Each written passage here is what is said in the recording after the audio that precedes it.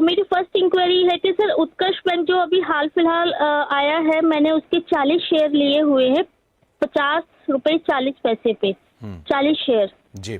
नहीं तो गीता मैम, आप पहले ट्रेडिंग करते थे फ्यूचर्स में या कैश में? सर ऑप्शन में। ऑप्शंस में, ओके। और हाँ एक टाइम आपको ऑप्शंस में लॉसेस लगे या मिला जुला सा रहा इफेक्ट, तो अब आप आ गए हो कैश मार्केट के शेयर खरीदने में, राइट? हाँ जी सर, मिला जुला सा रहा है। ओके, तो आपकी जो मैं स्टॉक्स देख रहा हूं उसमें दोनों के दोनों स्टॉक बैंक के हैं, उत्कर्ष और आईडीएफसी। ऐसा क्यों मैम, दोनों बैंक्स क्यों? क्योंकि सर उत्कर्ष बैंक अभी हाल फिलहाल शुरू हुआ है, तो एक्चुअली मेरा जो नज़रिया है वो मैं लॉन्ग टर्म रखना चाहती हूँ। तो ये है कि 5 से 7 साल में मे बी अच्छा मुझे ये इनपुट देंगे, तो मैं आपकी राय जानना चाहती हूँ। इसीलिए मैंने बैंक में, क्योंकि मानव सर जो है वो आईडीएफसी फर्स्ट बैंक को ज्यादा प्रेफर करते हैं। मैंने आपके चैनल पे देखा है, अक्सर वो कहते हैं कि कभी भी डिप मिले आप बाय करो, तो सेकंड वो बैंक मैंने उसलिए लिया है। ओके, लेकिन ये दोनों बैंक आपने छोटे टिकट साइज के लिए, कोई खास वजह? हाँ अभी सर जी, क्योंकि अभी स्टार्ट कर रही हूँ इक्विटी में। मैंने बताया पहले मैं ट्रेडिंग करती थी, इक्विटी अभी हाल फिलहाल शुरू किया है, तो मैं इसीलिए आपकी राय जानना चाहती हूँ। बढ़िया, बहुत बढ़िया गीता मैम, सही समय पर सही फैसला लिया आपने। अगर नहीं ऑप्शन सूट करता तो कैश मार्केट शेयर तो एटलीस्ट है ही आपके पास। तो रचना मैम, दो नाम, एक है उत्कर्ष स्मॉल फाइनेंस बैंक, बहुत बड़ा इसका चार्ट हिस्ट्री नहीं होगा, लेकिन फिर भी आप कैसे से ट्रैक कर रहे हो, और दूसरा आईडीएफसी फर्स्ट। यहाँ पर क्योंकि ये मर्जर भी है तो एक बड़ा कॉर्पोरेट एक्शन यहाँ पर भी पेंडिंग है, कैसे देख रहे हो आप इन दोनों को? जी डेफिनेटली आपकी बात सही है, उत्कर्ष में ज्यादा प्राइस एक्शन अवेलेबल नहीं है, लेकिन नेवरदलेस जितना भी अवेलेबल है वो हमें एक इंपॉर्टेंट इंसाइट देता है। और उसमें मैं ये कहूंगी कि इनके एंट्री लेवल से जरा सा ये नीचे गया है एज ऑफ नाउ।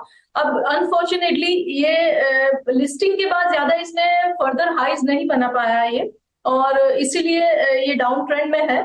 और यहाँ पे क्योंकि इनका नजरिया इन्होंने जैसे बताया लॉन्ग टर्म है, तो इन दैट केस मैं ये कहूंगी कि 44 के आसपास एसएल लगाना चाहिए।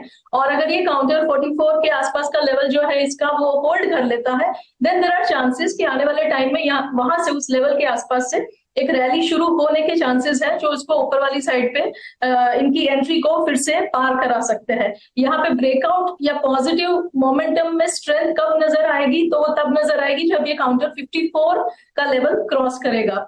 तो या तो वो यहीं से कहीं से रुक जाए और 54 के ऊपर जाए तो it will look much better, या तो नीचे जाए तो कम से कम 44 ना तोड़े, और वो क्लोजिंग बेसिस पे होगा, वीकली क्लोजिंग बेसिस पे अगर 44 होल्ड कर जाता है तो आने वाले टाइम में एक रैली शुरू होगी। फिलहाल रैली नहीं है, लेकिन क्योंकि लॉन्ग टर्म है तो 44 का एसएल लगा के बने रहे। एक बार 54 क्रॉस कर दिया इसने तो ये 70 की तरफ जाता हुआ नजर आएगा, 70 एंड 85। और आईडीएफसी फर्स्ट बैंक को लेकर मैम क्या कहोगे आप?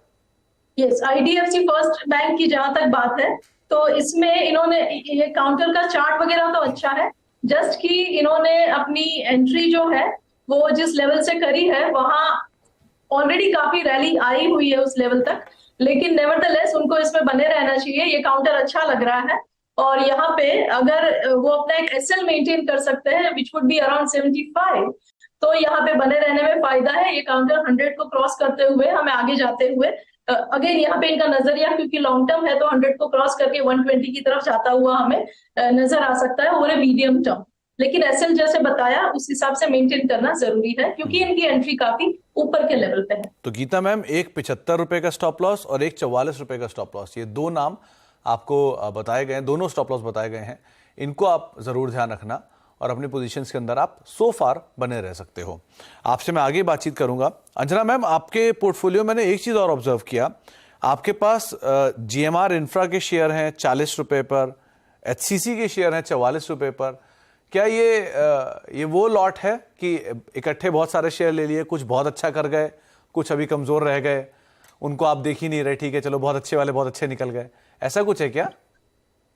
नहीं, एनसीसी का जो बात आप कहेंगे वो थोड़ा सा जगमोहन रेड्डी आने का बाद थोड़ा सा कम हो गया था, और लोकल लेबर लेने वाला इशू था, इसी के चलते वो बहुत ज्यादा डाउन हो गया था ना। हाँ। लेकिन उसको तो हमेशा बहुत उसमें रहता है ना, सब उसको लाइक करते हैं। तो अच्छा, मैंने तो ये एनसीसी है, एचसीसी नहीं है?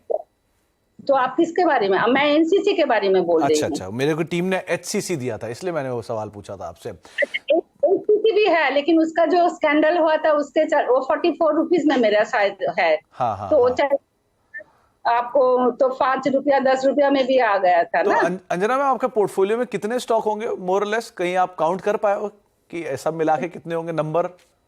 अब नहीं, खाली मेरा तो नहीं है, मेरा हस्बैंड दोनों का ही है। तो क्योंकि आपने जो लिस्ट भेजी उसी में करीब 11-12 स्टॉक है, तो अदरवाइज आपके पास कितना स्टॉक होंगे, नंबर ऑफ शेयर्स? तो मेरा 3 पोर्टफोलियो मिला के आप सोच लीजिए नियर अबाउट 50 स्टॉक्स तो होगा। चलिए, और आप मैनेज कर पाते हो दोनों लोग मिलके उन स्टॉक्स को उतने को? चल रहा अभी तक तो टचवुड चल रहा, लेकिन आगे इससे मतलब अच्छा करने के लिए देखेंगे। मेरे हस्बैंड खाली हम लोग इंतजार में हैं, वो रिटायर हो जाए फिर आ जाए इसमें। चलिए, बहुत बढ़िया, अच्छा लगा अंजना मैम आपसे बातचीत करके। बहुत बहुत शुक्रिया, आज अपने समय दिया, हमसे बातचीत की। और गीता मैम, आपका भी बहुत बहुत शुक्रिया हमारे साथ मौजूद रहने के लिए, सवाल पूछने के लिए, कार्यक्रम का हिस्सा बनने के लिए। और रचना मैम, आपका भी बहुत बहुत शुक्रिया हमारे साथ मौजूद रहने के लिए, बाजार पर बातचीत करने के लिए और सभी दर्शकों के सवालों के जवाब देने के लिए।